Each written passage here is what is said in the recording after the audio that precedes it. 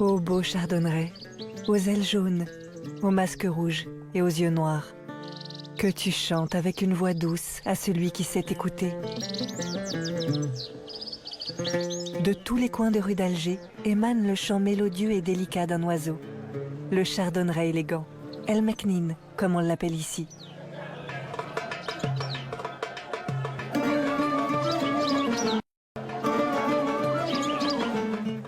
Avoir un chardonneret est une tradition profondément ancrée dans la culture algérienne. Une coutume si lointaine que l'on en a oublié l'origine.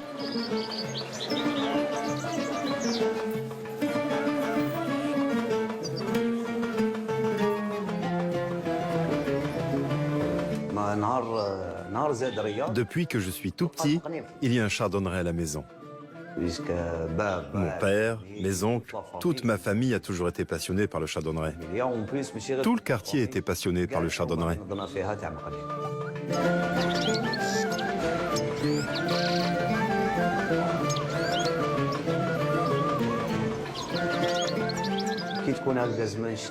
En hiver, dès qu'il y avait un rayon de soleil, il n'y avait plus un clou libre pour accrocher une cage. On sortait tous notre chardonneret pour lui donner un bain de soleil. On l'emmenait au café ou quand on allait jouer au domino. Ça a toujours été une passion. Un enfant en Algérie, on est tous passés par là. On a toujours eu un chardonneret en cage.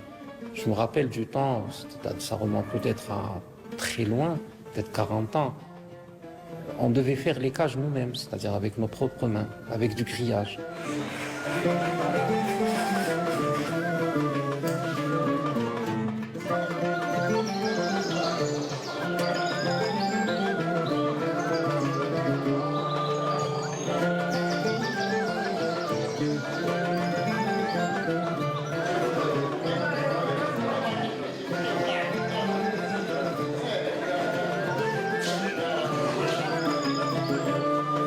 Ça représentait un petit peu l'oiseau en réalité. Quand je dis l'oiseau, c'est-à-dire c'est avec un grand O, c'est-à-dire tous les oiseaux sont représentés par le chardonneret pour moi.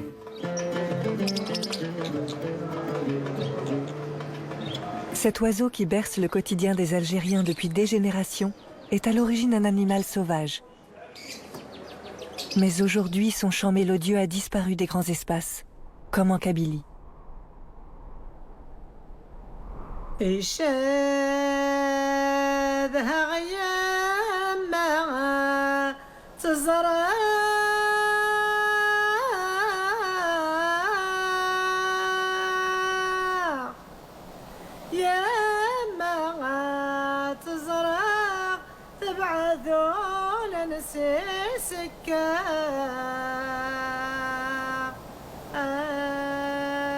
Ici, les paysages sont ceux d'un territoire qui s'est toujours défendu pour garder son identité et sa culture. Grâce à la détermination des locaux, très attachés à leur terre, les habitants ont su préserver leur mode de vie traditionnel.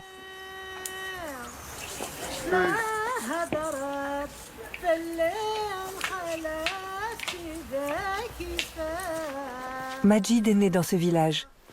Il est très investi dans la défense de ses valeurs. C'est un amoureux du chardonneret depuis son plus jeune âge. Il vit aujourd'hui à Alger, mais revient souvent se ressourcer en Kabylie. Sadorofla, c'est le village de la wilaya de Vidjaya. C'est ici que je suis né.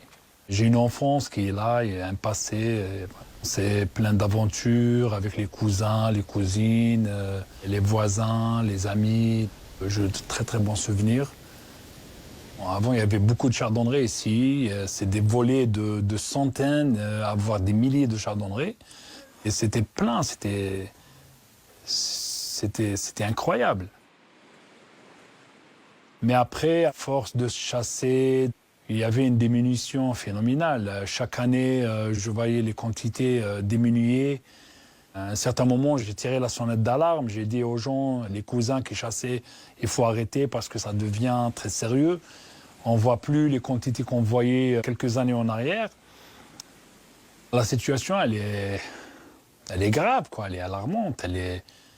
Il n'y a plus de chardonneret, pratiquement. Il y a quelques-uns à gauche et à droite, mais on ne voit plus une volée de plus de 10 chardonnerets. C'est incroyable. Il est en voie d'extinction. Il est en voie de disparition. Il faut que ça cesse. Il faut que les chasseurs et les braconniers prennent conscience qu'ils sont en train de détruire une faune. Il manque quelque chose. Là, quand on marche dans les ruelles, dans les petits sentiers du village, il y a un beau paysage, une belle verdure, des arbres, des fontaines, des sources, des ruisseaux et tout. Mais il manque quelque chose. Il manque une symphonie naturelle.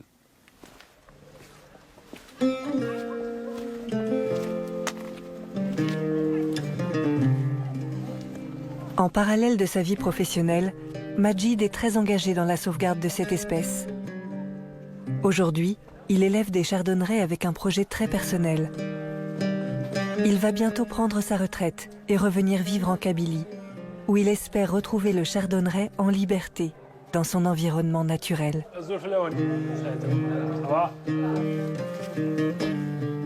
Majid a gardé quelques trésors de cette époque. Des enregistrements qui témoignent de la virtuosité incomparable de cet oiseau. Cette cassette, elle date peut-être des années 70. C'est un chant très très ancien de la région d'Elbia. C'est un chant magnifique. Ah, regarde.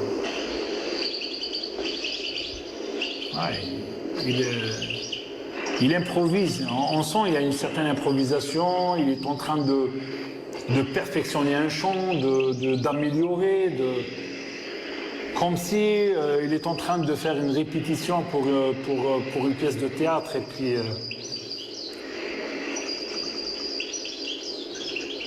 voilà, il essaye de convaincre son public. Ah ouais, c'est magnifique.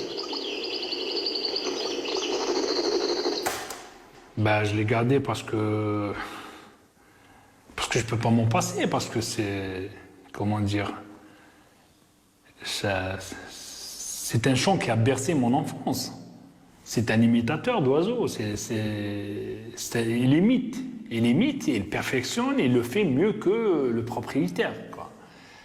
Quand on entend par exemple une note du rossignol, elle est magnifique. Mais quand elle est chantée par un chardonneret, elle est extra, elle est top. C'est ça qui a fait que le chardonneret les chassait, et les poursuivait partout, par sa façon de chanter. C'est un ensorceleur. Quand tu entendais un chardonneret, tu pouvais savoir d'où il venait, entre Beaufrisy ou bien Elbia. À vol d'oiseau, il y a 500 mètres. Mais leurs chants n'étaient pas du tout les mêmes.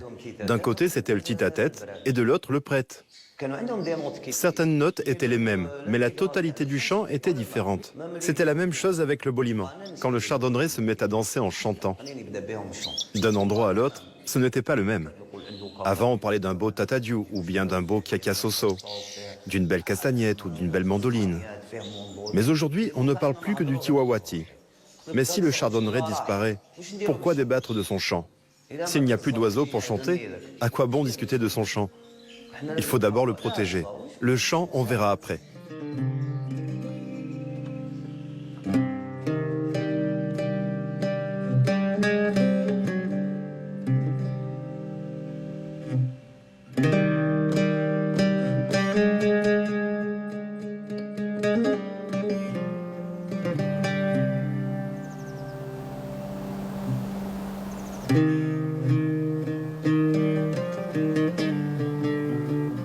Mouslim Bara est chercheur en écologie et enseignant à l'université de Guelma.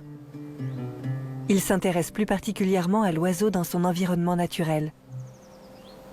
Avec un groupe de scientifiques, ils ont décidé de mener une étude dans le mont de la Maouna, à côté de Guelma. Ils ont voulu savoir s'il existe encore des spécimens de chardonneret dans la nature. Leur enquête a révélé que le chardonneret n'a pas totalement disparu, mais qu'il s'est isolé dans des zones éloignées de toute activité humaine. Le chardonneret élégant, c'est une espèce d'oiseau emblématique qu'on peut rencontrer en Afrique du Nord. C'est une espèce qui appartient à la famille des Fringillidés. C'est un passereau très commun dans certaines régions forestières. Un petit oiseau de taille qui ne dépasse pas généralement les 18-20 cm. L'espèce, elle est de couleur un petit peu marron, avec des ailes, avec une petite tache qui est jaune. Généralement, le chardonneret, il peut avoir un casque qui est de couleur rouge, avec des yeux ronds ou bien étoilés, ce qui crée ce qu'on appelle un dimorphisme sexuel. C'est-à-dire l'individu il sera différencié mâle ou femelle en fonction de la forme de ses yeux ainsi que la longueur de son casque. C'est une espèce qui n'est pas menacée à l'échelle internationale. Par contre, il se porte mal dans la région Afrique du Nord. Le principal facteur, c'est l'intervention de l'homme. C'est l'homme qui est le principal facteur de destruction ou de la diminution de la population du chardonneret dans la nature. Donc les forêts, donc c'est pratiquement quasi impossible de le voir, d'observer quelques individus de chardonneret, sauf dans certains endroits, donc à travers le territoire algérien. Donc la cage, la capture en cage du chardonneret, ça crée en quelque sorte une diminution de la population naturelle vers la population en captivité.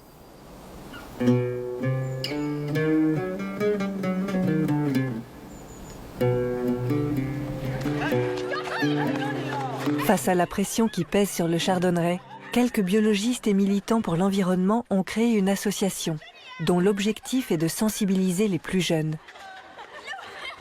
Sadek Atoussi, enseignant-chercheur à l'université de Guelma, travaille sur la disparition des espèces en Algérie. Il s'attelle à partager le fruit de ses recherches avec la nouvelle génération. Les animaux menacés d'extinction. Qu'est-ce que cela veut dire exactement? La disparition d'une espèce? Donnez-moi des exemples d'animaux menacés. Le panda. Le panda, oui. Et quoi d'autre? Les gazelles? Les gazelles, Le paresseux? le paresseux. C'est un genre de mammifère qui vit dans les forêts. Quoi d'autre? Le gorille. Le gorille, Le chardonneret? le chardonneret. Il vit en Afrique, en Europe, en Asie et en Sibérie. Mais en Algérie, il est menacé d'extinction.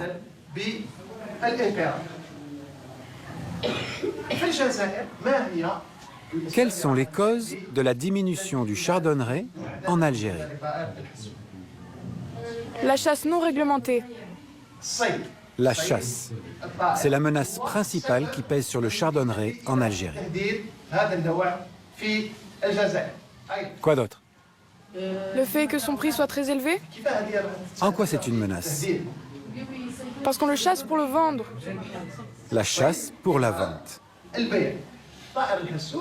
Comme vous le savez, le chardonneret est très apprécié par les Algériens, comme oiseau d'ornement. C'est un oiseau qui fait partie de notre culture et de nos traditions. Voici une étude faite par l'université de Guelma sur le chardonneret. Elle montre sa répartition en Algérie. Vous reconnaissez cette carte? Ici en rouge, la première carte montre la répartition du chardonneret dans le nord de l'Afrique, en Tunisie, en Algérie et au Maroc en 1990. Et ici la même chose en 2016. Au Maroc, on voit qu'il y a encore des chardonnerets. Mais on voit une grosse diminution en Algérie et en Tunisie. Ce sont ces données qui permettent d'affirmer que le chardonneret est en voie d'extinction en Algérie.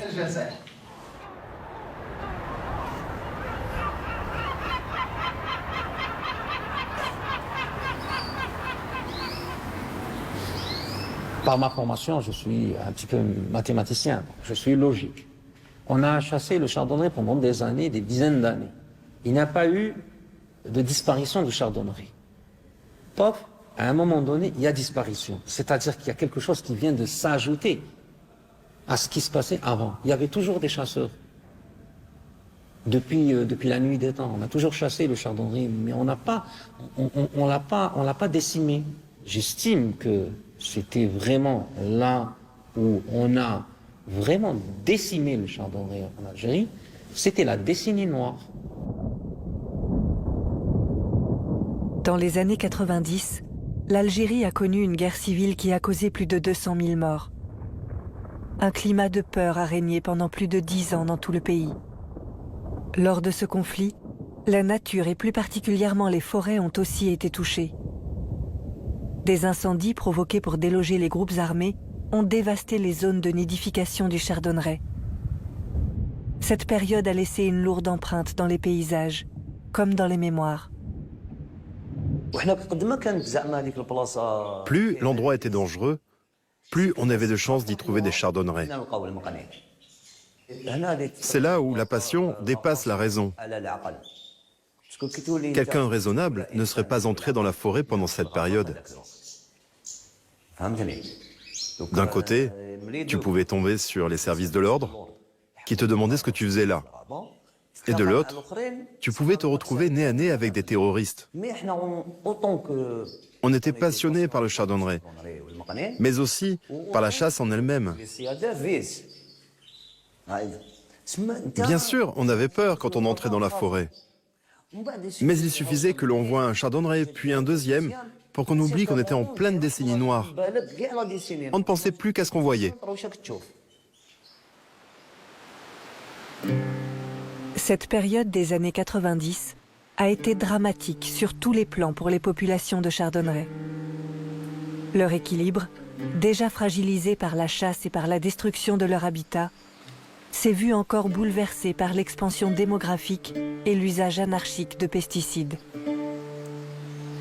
En Algérie, au début des années 90, tout le monde pouvait importer des pesticides.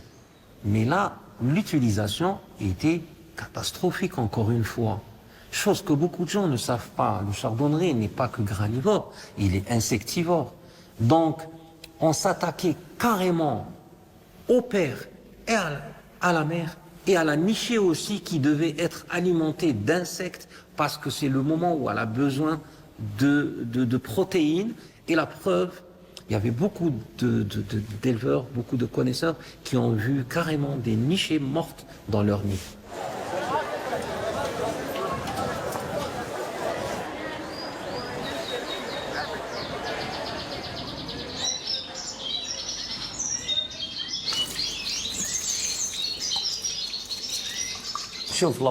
La première raison qui m'a fait arrêter la chasse, c'est qu'il n'y avait plus d'oiseaux. Pour en trouver, on devait faire 60 km, puis 100 km, 200, 300 km. On n'en trouvait plus.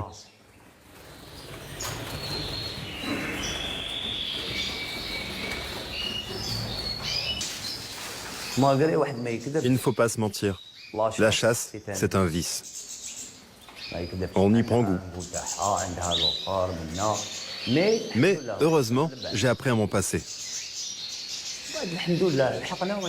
Aujourd'hui, on est arrivé à reproduire le chardonneret en cage. Pourquoi continuer à le chasser? On va le reproduire en cage. Les anciens y chassaient avec de la vraie glu. Elle vient d'une plante qui pousse dans les montagnes. La veille de la chasse, il la transperçait avec une aiguille pour en recueillir les sèves. Puis, la faisait bouillir avec de l'huile pour fabriquer la glu. Avec la glu, sur 20 chardonnerets qui venaient se poser, on en capturait 3 maximum et les autres pouvaient s'enfuir.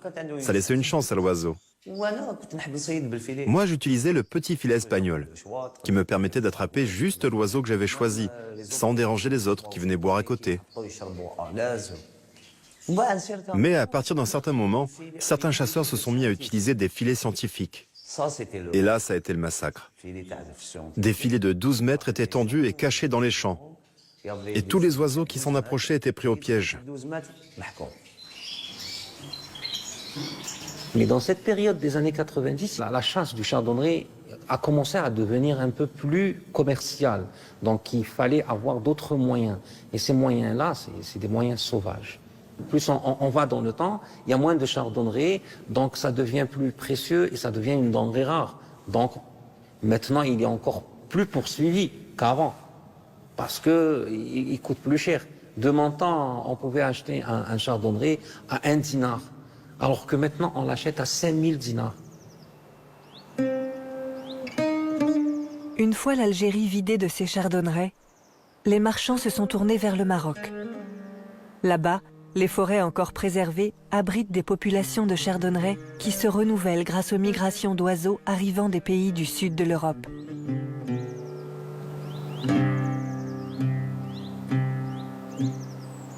En fait, l'idée, elle est toute simple. On a une problématique, une espèce qui est braconnée. Donc l'idée, c'est quoi? Pour essayer de quantifier un petit peu. Parce que notre objectif, c'est de quantifier pour avoir l'ampleur du phénomène. Donc, l'idéal était d'aller au marché, parce que c'est un produit qui va être retiré de son habitat et qui va être vendu par la suite. Donc on a fait un suivi, premièrement, au niveau de la ville de Guelma.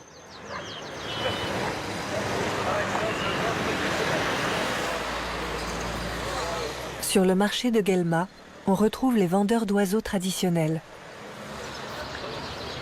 De jeunes adolescents continuent à chasser dans les forêts des environs d'autres espèces sauvages, comme le verdier ou la linotte, et les amènent au marché pour se faire un peu d'argent.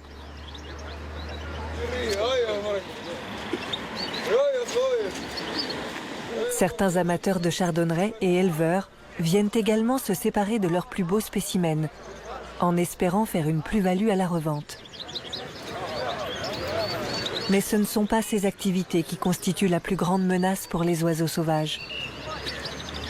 Donc, on discutait avec les gens, on essayait de savoir la provenance, les quantités, les prix.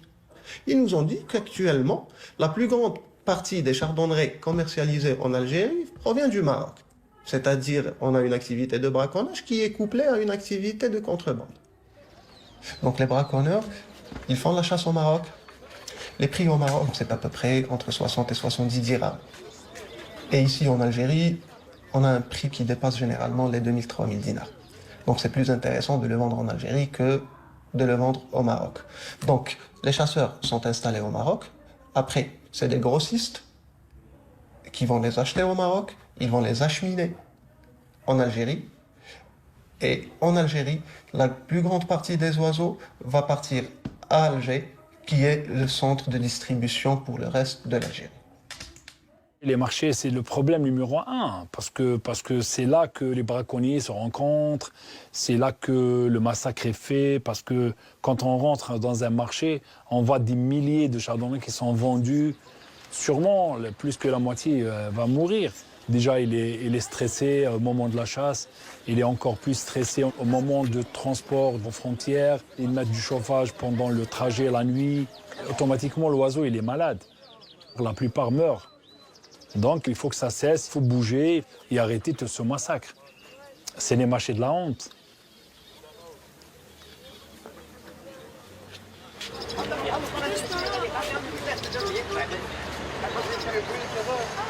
Le chiffre d'affaires annuel global de ce marché, on estime à peu près à 80 000 $ par an. Ce qui représente un business assez important. À peu près 1500 chardonnerets sont vendus au niveau du marché de Guelma. 1500 individus de chardonnerets vendus, ça ne veut pas dire que c'est 1500 qui sont chassés. Et c'est là tout le problème, on va dire. Il y a des documents qui estiment un petit peu que pour un individu vendu, entre 3 et 10 sont morts. C'est-à-dire que rien que pour alimenter le marché de Guelma, on a pris de leur milieu entre 4500 et 10 000 individus. Et là, on prend conscience de l'ampleur, justement, du braconnage.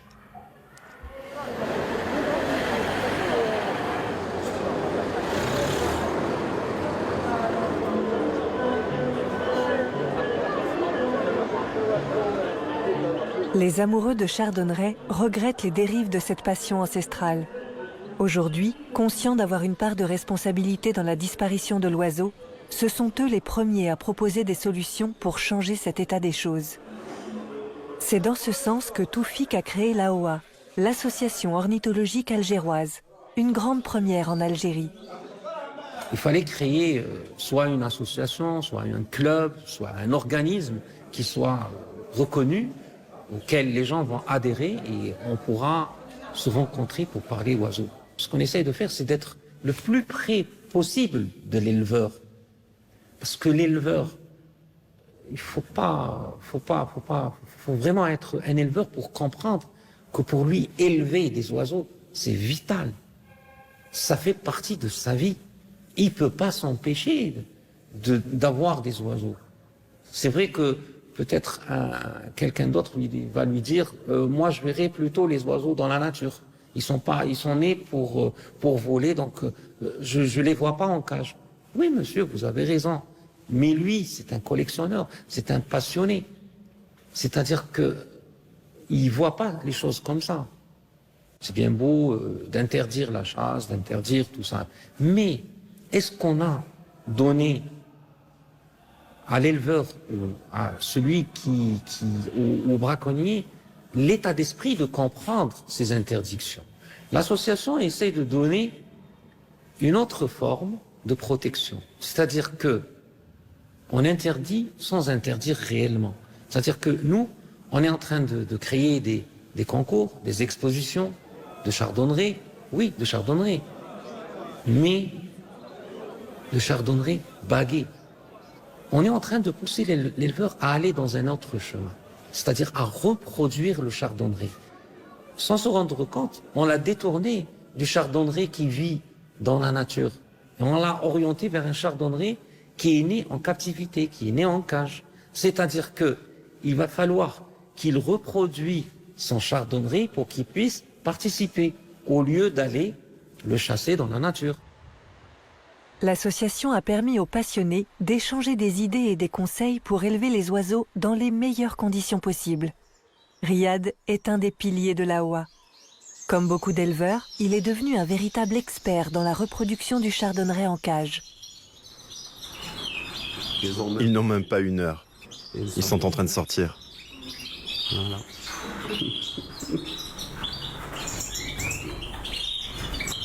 Et voilà les bagawas. On leur a mis les bagues. Les bagues ont des dimensions différentes. Il y en a pour les chardonnerets majeurs, d'autres pour les chardonnerets parva et pour les canaris. Il y a le numéro de l'éleveur, de l'association, l'année et le numéro de bague. Les bagues sont numérotées de 1 à 10 ou 1 à 100 en fonction de la quantité d'oiseaux. Jusqu'à la fin de la ponte, on lui met au fur et à mesure des œufs factices à couver. Et quand elle a fini la ponte, on lui remet tous les vrais œufs à couver, pour qu'ils éclosent en même temps, sans décalage.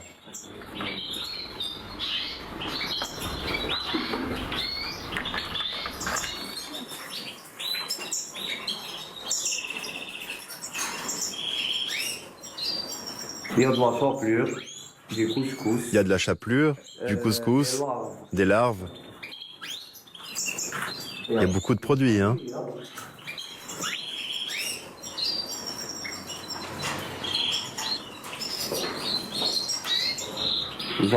On voit à son jabot qu'il a bien mangé. On fait attention à ne pas les suralimenter.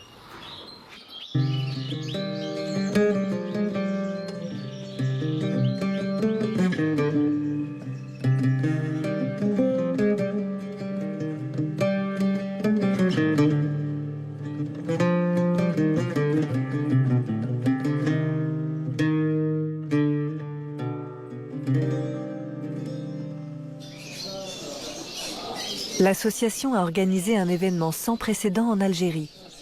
Un championnat d'oiseaux d'ornement, suivi d'une exposition ouverte au public afin de partager cette passion, de sensibiliser et de proposer des alternatives à la détention d'espèces sauvages.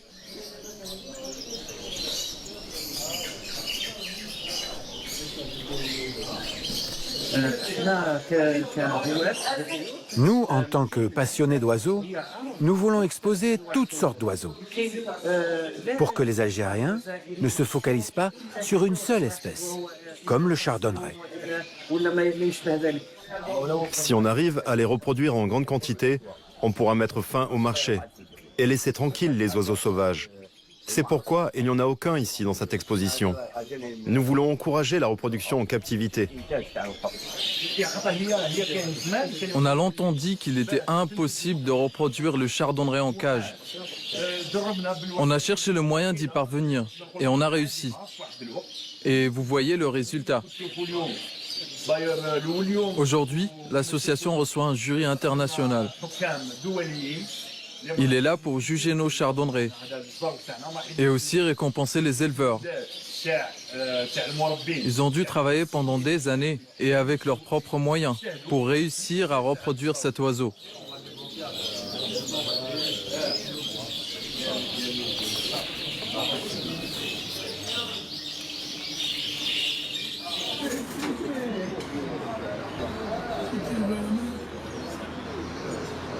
À la lumière du jour, le jury va comparer les couleurs, le plumage et la posture des oiseaux, afin de récompenser le plus beau spécimen.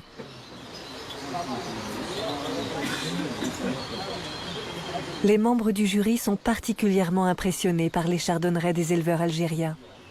Leur enthousiasme encourage les éleveurs à poursuivre leur travail de reproduction en captivité.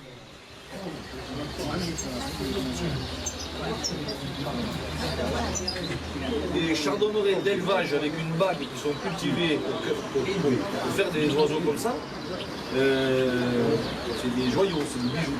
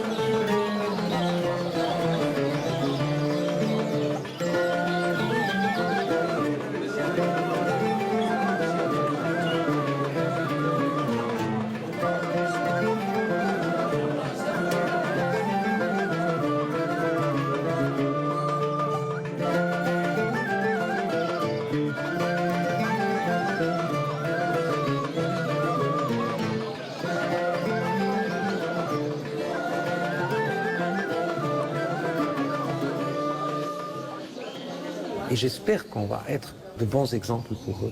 J'espère que nous, présidents d'associations, anciens ou nouveaux, membres des associations, membres actifs, j'espère qu'on va être à la hauteur pour transmettre les bonnes idées, les bonnes habitudes pour l'éleveur algérien.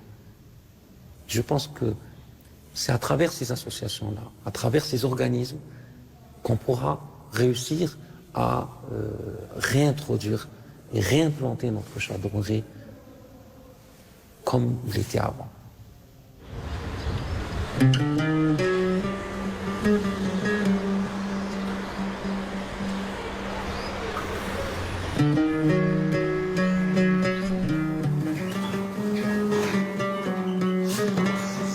Mon but, moi, c'est de revoir le chardonneret dans ce milieu naturel. Donc, moi, personnellement, je ne vends jamais mes oiseaux. Et ils sont nés chez moi, je peux donner à des passionnés, à des éleveurs et relâcher. Mais mon but, c'est de sauver ces oiseaux, c'est de reproduire le maximum, c'est d'avoir un élevage de reproduction à grande échelle. Voilà, c'est de construire de grandes volières, d'initier les gens à reproduire en captivité pour éviter le braconnage, pour éviter d'acheter les oiseaux sauvages.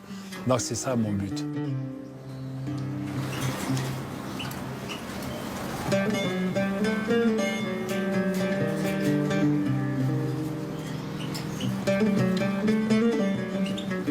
J'ai décidé de construire cette volière pour donner plus de liberté aux oiseaux par rapport à leur santé, par rapport à l'espace de vol et tout.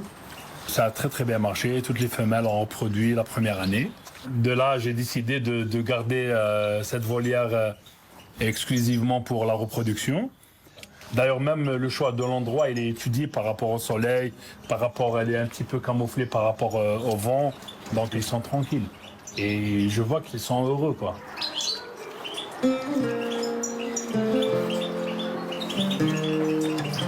Là, c'est un mâle dominant, Il domine pratiquement la volière, c'est, comment dire, c'est le patron, quoi.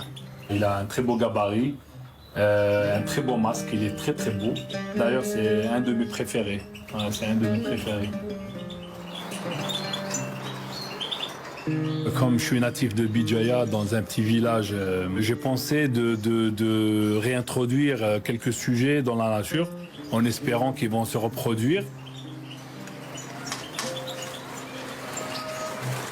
C'est une idée qui me tient à cœur depuis des années et que je compte faire incessamment, si tout va bien, voilà. Je vais relâcher quelques couples, disons 7-8 couples. Les gens du village, ils vont les protéger, ils vont nous aider à relancer la présence des chardonnerets en Kabylie et en Algérie en général. D'ailleurs, ils attendent que ça, ils attendent ce jour-là avec impatience. Voilà, donc on va essayer de faire quelque chose de beau et de bien pour la nature.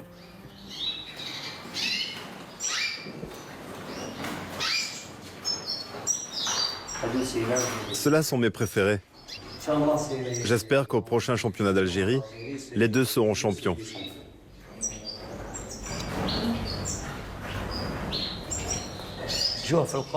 Si on le reproduit en cage et qu'on met en place de grandes volières pour l'aider à s'adapter à la vie sauvage, pour les relâcher ensuite, et si on arrête la chasse d'ici 3-4 ans, on peut faire cette estimation.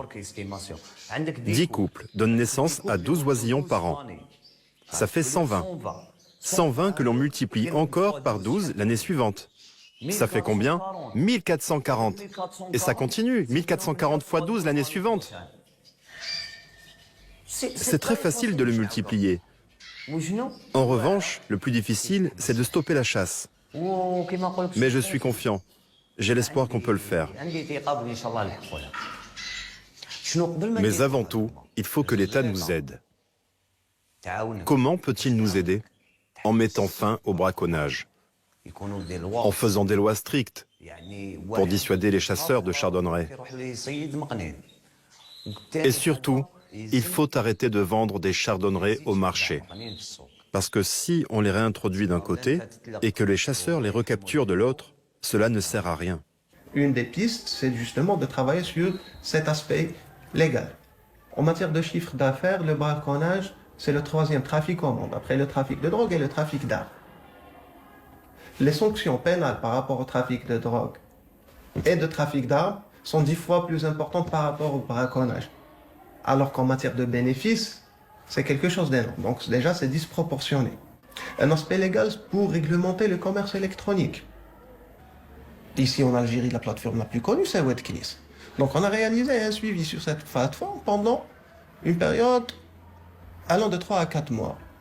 Et on a eu des résultats pour le chardonneret où on a vu que plus de 5000 individus étaient présentés à la vente. Des sites de vente en ligne tels qu'Amazon ou eBay ont intégré l'interdiction de vente d'animaux sauvages dans leur charte. Il faudrait qu'on le fasse aussi. Ça, c'est impératif. Aussi, la sensibilisation, c'est très important. Mais pour la sensibilisation, il faut identifier le bon message. Et il faut identifier le bon message et le bon moyen de communication. Est-ce que c'est le fait qu'on va avoir un impact négatif sur la biodiversité? Est-ce que c'est de parler de l'illégalité de cette activité qui est le braconnage? Est-ce que c'est un autre message qu'il faudrait faire passer? Donc ça, on peut essayer déjà d'explorer ces pistes-là et d'essayer de savoir à quoi les gens sont le plus sensibles pour faire passer justement le message qu'on veut en matière de protection du chardonneret. Qui a des oiseaux à la maison? Ceux qui en ont, levez la main. 1, 2, 3, 4, 5, 6, 7, 8, 9, 10, 11, 12. Quel genre d'oiseaux? Des canaris. Ceux qui ont un canari, levez la main. Ceux qui ont un chardonneret? 1, 2, 3, 4, 5. Ça fait un pourcentage important de chardonneret à la maison. Qui chasse? Toi? Tu chasses à quel endroit? Dans la montagne. Dans la montagne? Et tu habites où? En El Barda. Qu'est-ce que tu as l'habitude de chasser? Quel type d'oiseau? Le chardonneret? Oui, le chardonneret. Et encore? Le verdier aussi. Et un autre, je ne connais pas son nom. Le serin? Oui, c'est ça, le serin. Et la linotte. Le serin et la linotte. Et pourquoi les chasses-tu? Pour les vendre. Pour les vendre au marché d'Ailberda? Non, à mes amis. Pas au marché, à tes amis. Du coup, qu'est-ce qu'on peut faire pour sauvegarder le chardonneret? Faire des lois strictes sur la chasse. Faire des lois strictes sur la chasse du chardonneret. Existe-t-il des lois de ce type en Algérie? Non. Et si? Les lois existent et les textes existent. Le chardonneret appartient aux espèces protégées en Algérie. La chasse et la vente de cet oiseau sont interdites en Algérie.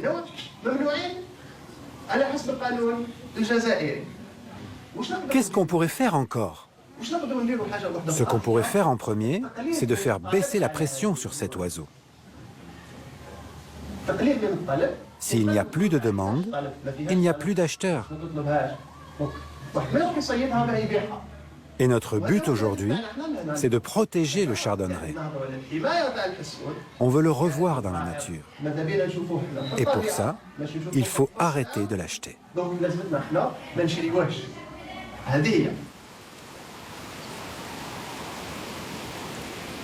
Le déclin des oiseaux d'une manière générale, ça ne touche pas seulement le chardonneret. Ces dernières années, le monde il vit ce qu'on appelle une crise de la biodiversité, c'est-à-dire c'est une diminution des espèces à travers le monde et principalement en Algérie. Il y a encore de l'espoir. Je peux dire qu'il y a quelques initiatives. Ils ne sont pas vraiment gigantesques, les initiatives. Ils sont faites par exemple par des directions, qui ont la direction des forêts, ou là, qu'il y a certaines associations qui travaillent dans ça.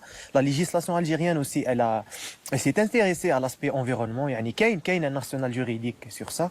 Le problème, c'est que les efforts, ils sont un petit peu minimes, et c'est des efforts qui sont séparés. C'est-à-dire, il faut mettre les mains, que ce soit gestionnaire, que ce soit décideur, que ce soit la législation, que ce soit le scientifique, que ce soit le simple citoyen. Le simple citoyen parce que c'est lui l'élément de base de la conservation de toute cette forêt-là ou de toute la nature d'une manière générale. Il faut savoir une chose, je vais être très franc concernant ce point-là, le citoyen, il ne sait pas venir dans la nature. Par exemple, un citoyen de la ville de Guelma, cette richesse-là, chauffe avec la forêt, avec toutes les espèces qui existent là, il ne vient pas ici pour vraiment rester ici, pour rechercher les batteries et voir la nature, voir les différentes espèces, voir la beauté qu'il y a, le paysage qu'il y a, au lieu par exemple de prendre avec le chardonneret la nature vers la ville, pourquoi pas venir vers la nature et s'inspirer. À long terme, c'est de changer notre rapport avec la biodiversité. C'est de changer notre rapport avec les espèces, c'est de changer notre rapport avec le mode de consommation. Et c'est des choses qui commencent à s'installer déjà. Il existe une catégorie de gens qui n'ont pas le besoin de posséder des choses pour les apprécier. Et à mon sens, il faut aller vers là. Il faut aller vers cette idée-là. Pour observer la nature, pour observer un oiseau, il vaut mieux aller le voir dans son environnement, dans sa nature, à l'état sauvage. Ça, c'est l'idéal. Et pour ça, justement, je disais qu'il faut changer notre rapport avec la possession. Voilà. Pourquoi posséder? Si j'ai envie d'écouter un oiseau, je pars même dans les jardins en ville. C'est-à-dire que s'il n'y avait pas une pression énorme sur le chardonneret, on pourrait les voir dans les jardins de Guelma. Et voilà, être assis tranquille dans un banc et écouter les chants, ça, c'est dans le meilleur des mondes.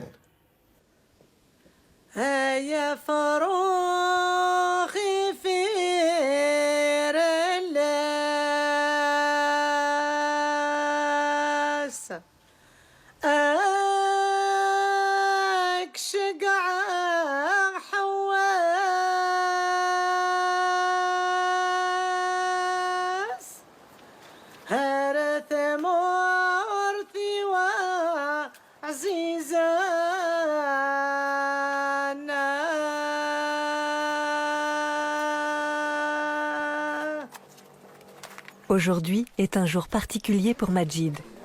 Il se prépare à relâcher plusieurs couples d'oiseaux à Sedoukoufella. Majid a su convaincre tout le village, le conseil des sages, l'association religieuse et même l'association des chasseurs de l'importance de l'événement et de la responsabilité de chacun.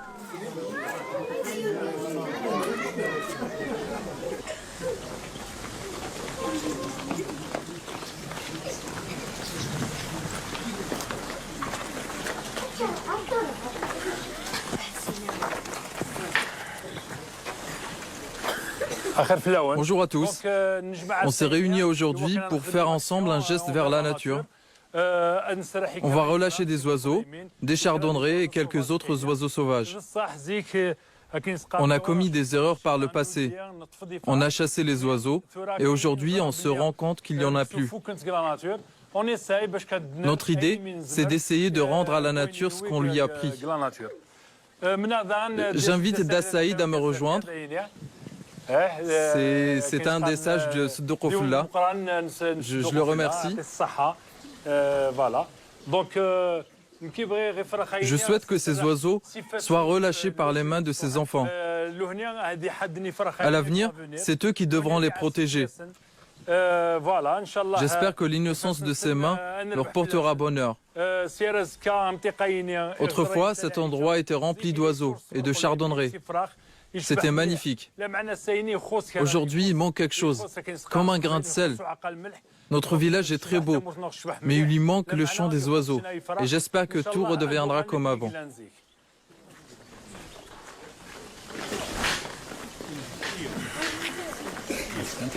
Ouvre ta main comme ceci. N'aie pas peur.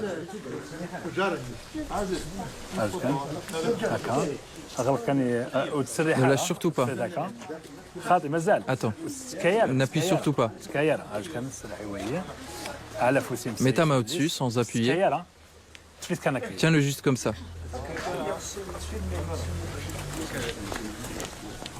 Donne ta main. Tiens-le de cette façon. Pas comme ça. Non, non, de l'autre sens.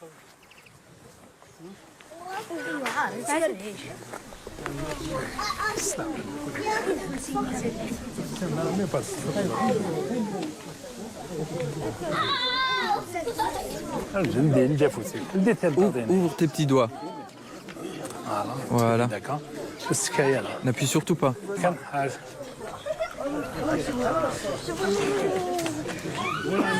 5, 4, 3, 2 et 1.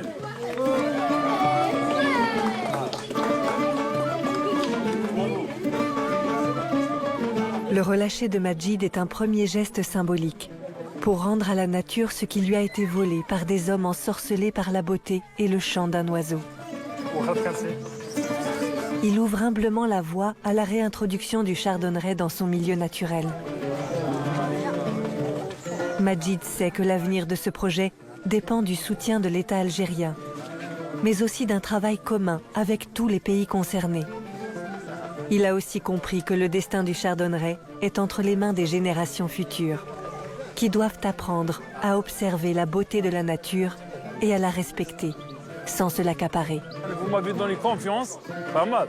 Donc ça va me pousser à faire plus que ça. Voilà.